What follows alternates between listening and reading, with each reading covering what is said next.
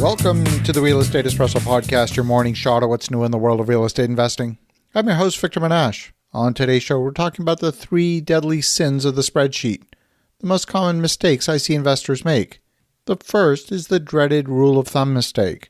Somewhere along the way, a real estate trainer provided some rules of thumb about what things should cost. In particular, we're talking about expense ratios. The logic goes something like this. In a multifamily apartment building, you should allocate about 45% of your revenue to expenses. Well, folks, I'm here to tell you this approach of analyzing your apartment complex is just plain inaccurate. In fact, it's so inaccurate it's not even useful as a tool for quick math. I've seen the exact same product with the exact same management company experience 2 dramatically different expense ratios. In one city, the expense ratio was 31%, and in the other it was 42%. The rents were basically the same. The difference was in property taxes and insurance. One city had much higher property taxes, which accounted for a massive difference in the total operating expenses for essentially the same product. So rules of thumb don't work.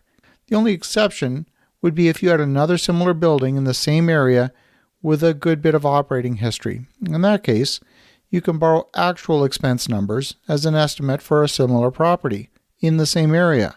But you're not blindly multiplying by a percentage. In that case, you're using real data as a point of reference. It's a bit like asking how much profit are you going to make as a taxi driver? Well, what's your mileage? How heavy is the traffic? How much time is the driver idle waiting for a new fare? There's just so many variables. And the same is true for an apartment complex. Expenses tend not to care how much you're getting in rent. If you have a lot of common area, you're going to need to spend money on energy to provide lighting and climate control for those common areas. How old is the building? How much will you need to spend on maintenance? How high is your tenant turnover? The higher your turnover, the more you're going to spend on unit turns.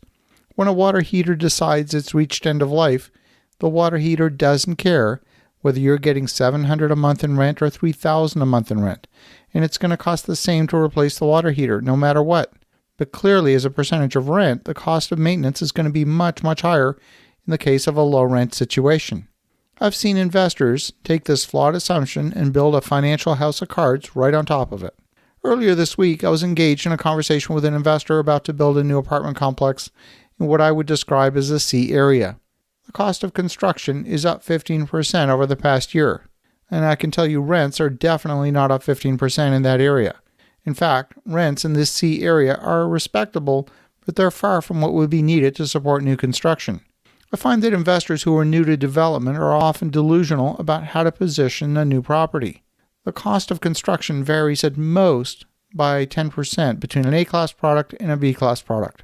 But the difference in rent between A-class and B-class can be as much as a third.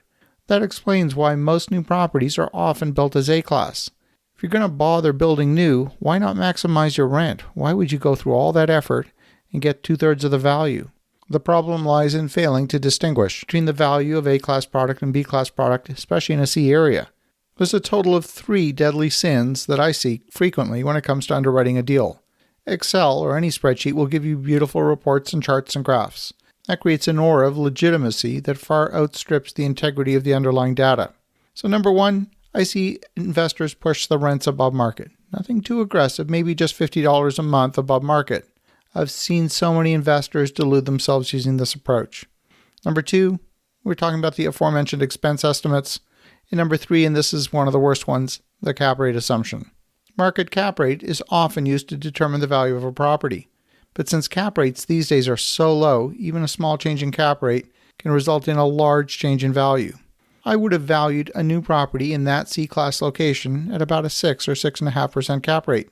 But this investor chose to underwrite the value based on a 4.5% cap rate. That 2% difference in cap rate may not sound like a big difference, but in reality, we're talking about a 32% difference in value. Simply by choosing a lower cap rate, this investor had inflated the value of his property by 32%. This particular investor had accepted another investor's pro forma as a good model without digging deeply into the numbers. Turns out that his expense ratio was below 20%, which is frankly unrealistic. So when you layer the other sins on top, you find the cumulative error is a whopping 76% overestimation of the value of the property. But Excel is perfectly willing and dutifully to perform the math and show glowing numbers. In short, proper underwriting requires a deep analysis of all the variables that make up the income and expenses for your project. There's no shortcut. And if you're unsure as to what numbers to use in your model, get the model from the lender that's ultimately going to finance the project. Because if your model doesn't align with theirs, it doesn't matter. Theirs is going to rule the day. If you think about that, have an awesome rest of your day. Go make some great things happen. We'll talk to you again tomorrow.